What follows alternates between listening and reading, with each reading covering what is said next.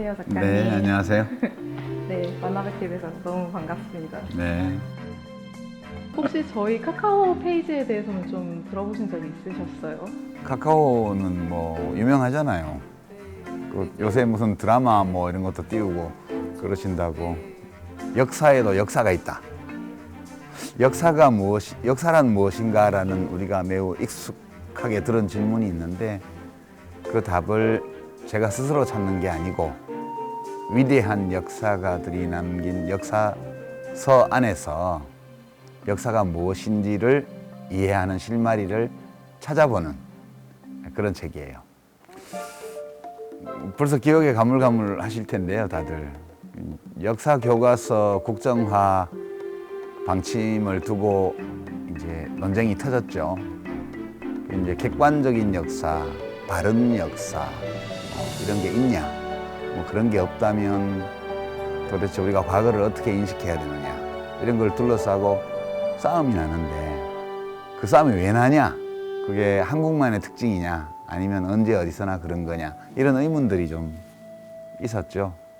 그런 의문, 도대체 올바른 역사, 바람직한 역사, 객관적인 역사라는 게 존재할 수 있는가라는 의문이 많은 시민들한테 다가온 시기이기 때문에 이럴 때 한번 역사 전반에 대해서 철학적인, 이론적인, 경험적인 고찰을 해보는 것이 우리 시민사회의 성숙과 시민들 개개인의 발전에도 좋지 않나? 그런 생각 들어서 한번 써봤습니다. 마음먹은 만큼 좋게 써진 책일지는 모르겠는데요. 그래도 뭐 참고는 되지 않을까 기대합니다. 역사는 기록으로 시작해서 과학을 껴안고 예술로 완성된다. 그런 말이 있죠. 그 책 갈피갈피에 묻어있는 저자의 감정, 그것을 감지하는 요령, 이런 것들이 있으면 역사 공부가 재밌어요. 이번 제 역사의 역사에는 제가 역사책을 읽을 때 그 감정을 느끼는 포인트, 방법 이런 것들을 좀 보여드리려고 노력했어요. 얼마나 잘 되는지 모르겠지만 이 책이 이제 9장으로 되어 있는데요.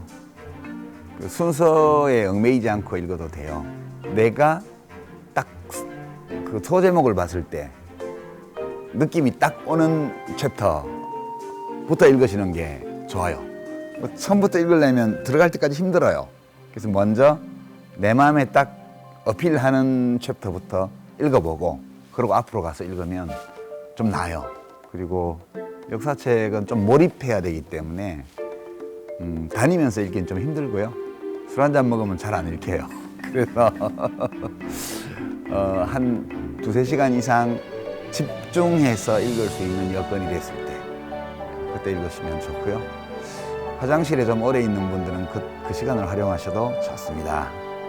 정말 집중이 잘 돼요. 역사책을 왜 읽냐? 뭐 때문에 역사 공부를 하냐? 뭐 공부라기보다는 그냥 역사책을 읽는 건데 나를 알고 싶어서 읽어요, 저는. 나를 알고 싶어서. 그리고 내가 살고 있는 이 공동체가 왜 이렇게 생겼는지를 알고 싶어서요. 뭘 바꿀 수 있고 뭘 못 바꾸는지를 좀 알고 싶어서요. 그러니까 역사의 시간에 바뀌지 않은 거를 바꾸려고 애쓰면 되게 힘들 것 같아요. 역사의 시간 안에 바뀌어 온 것, 그런 거를 좀 찾아내고 그리고 모든 인간이 가지고 있는 것과 나만이 가지고 있는 것을 좀 나누어서 모든 인간이 가지고 있는 데에 맞게 행동하면서도 나만의 것을 좀 발현하려면 사람들이 수천 년 전부터 어떻게 살아왔는지 좀 알아야 그 판단을 해요.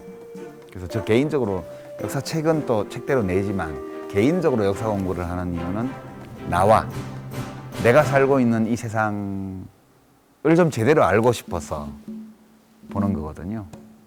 그래서 처세술 책만으로는 처세하기 힘들다. 제대로 처세하려면 처세술에 관한 책도 읽어야 하지만 역사에 관한 책도 읽을 필요가 있다. 저는 그렇게 생각해요. 한 챕터. 네, 굉장히 파격적이죠.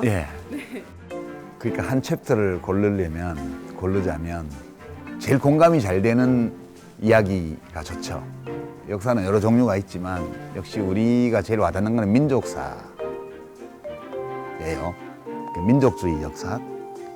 그래서 제 6장 박은식 신채호 다룬 그 꼭지가 읽으면 감정이 바로 올라올 거예요. 왠지 그 챕터에 다 몰릴 것 같은데요. 그 6장이 제일 아마 곧바로 이 예열 과정 없이 공감이 되는 내용일 거고요.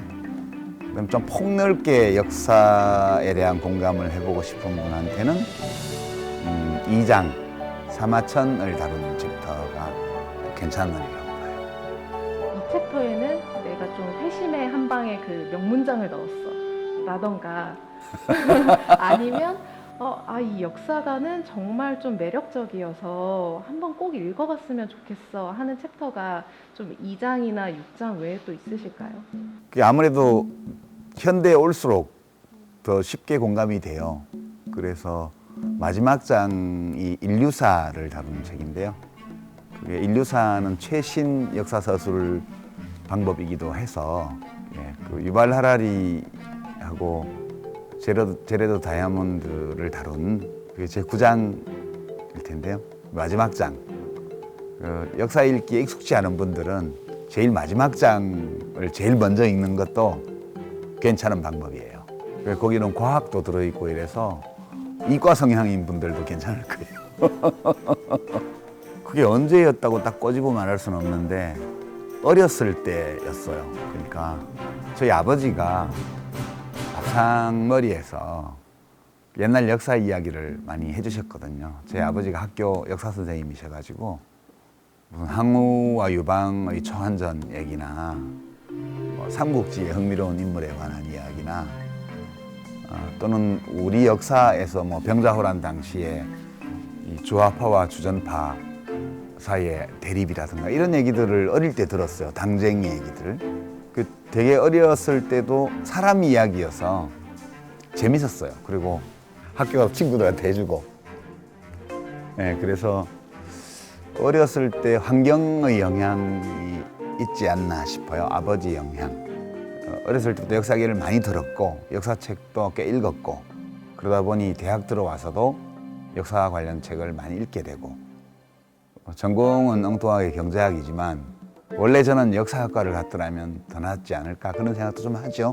그래서 환경이 참 많은 영향을 주는구나 한 사람의 삶에 그런 것도 새삼 확인하게 돼요. 제 개인사에서 제일 큰 사건은 아마 1985년 제가 26살 때인 것 같은데 그때 하여튼 무슨 일로 잡혀가서 항소이유서라는 걸 썼는데 그게 제가 글쓰기를 직업으로 하게 된 출발이었던 것 같아요. 그게 객관적으로는 큰 사건 아닌데 저 개인에게는 그게 예상치 못하게 그냥 우연히 일어난 사건이었는데 그 사건을 계기로 내가 글을 쓸 수 있구나. 그리고 글 쓰는 일을 직업으로 할 수 있겠다. 그런 생각을 처음으로 하게 됐죠. 거기 역사 얘기 나오죠. 항소이유서에. 주유왕이 미녀 포사를 즐겁게 하기 위해서 거짓 봉화를 그게 그때 제가 사기열전 같은 것을 그 전에 읽었거든요. 그러니까 역사 지식이 많으면 뭔가 자기 주장을 할 때 그 논리적 근거로 역사의 사례를 끌어오는데 되게 유익해요. 그게 역사 공부의 실용적 가치가 될 수 있죠. 뭔가 유용하게 쓸 수 있는 건가요? 이번에 역사를 읽으면? 무슨 일이 있으면 이거하고 비슷한 일이 있었나? 우리나라에서 또는 중국에서 혹은 유럽에서 이런 일이 있었다. 그때나 지금이나 똑같은 사람이거든요. 그 인간의 본성이 변하지 않는 한 반복해서 일어나는 일들이 있어요. 그런 것들을 찾아내면 재밌죠. 그리고 그런 거 갖다 놓고 나만 그런 거 아니야. 옛날에 누구도 그랬어. 이러면 또 용서가 되기도 하고요. 최악은 무풀인데 무풀방지위원회를 가동해야 되나 지금 고민 좀 해보겠습니다. 정 안 되면 제가 가서 댓글을 달죠. 제가 글 쓴 사람인데요. 제가 단독 무풀방지위원회가 되겠습니다. 전통적인 종이책 시장이 자꾸 위축되는 것을 굉장히 걱정하세요. 그리고 책을 덜 읽는 거에 대해서 개탄하시고요. 근데 사람들이 책을 덜 읽기는 하는데 그렇다고 해서 학습을 덜 하는 건 아니거든요. 미디어가 바뀌어서 지금은 전자책과 쌍방 커뮤니케이션 메신저 기능을 하는 이런 미디어들이 사실은 정보 유통의 중요한 수단이 주요한 수단이 되고 있거든요. 그래서 인간이 읽는 텍스트의 총량은 늘어나고 있다. 모바일로 주고받는 정보, 소화하는 정보가 질적으로 전통적인 종이 매체를 통해서 얻는 정보보다 못하지 않다 그렇게 생각해요. 근데 이제 종이책은 때로 무기가 될 수도 있고요. 그다음에 뭐 지구 온난화 때문에 갑자기 한파가 몰아치면 연료로 쓸 수도 있어요. 그런 장점이 있긴 하지만 정보 유통 수단으로만 보면 차이가 없다고 저는 생각해요. 뭐 오프라인 매체든 모바일 매체든 간에 가치 있는 정보를 많이 만나고 처리하고 소화하고 활용하는 능력, 그거를 기르면 미디어는 무엇이어도 상관없다 그렇게 생각해요. 그래서 모쪼록 오프라인 미디어든 모바일 미디어든 간에 미디어를 적극적으로 사용하시라. 그리고 거기에서 많은 정보와 지식을 취득하고 처리하고 소화하고 해석하고 활용하는 능력을 키우시라. 그게 이 모바일 시대의 교양인이 되는 아주 가장 중요한 방법이다. 이 말씀은 드리고 싶어요. 꼭 카카오 페이지 프로모션을 위해서 드리는 말씀은 아니에요.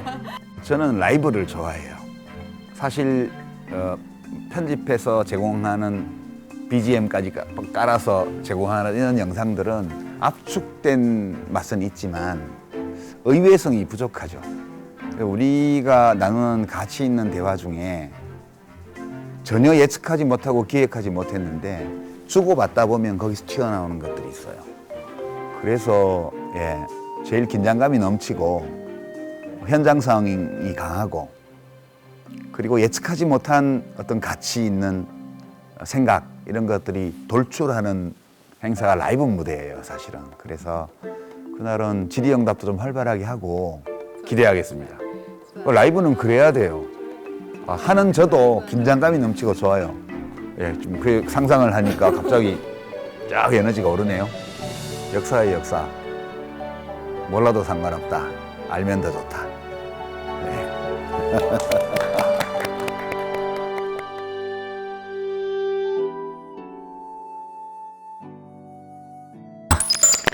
카카오 페이지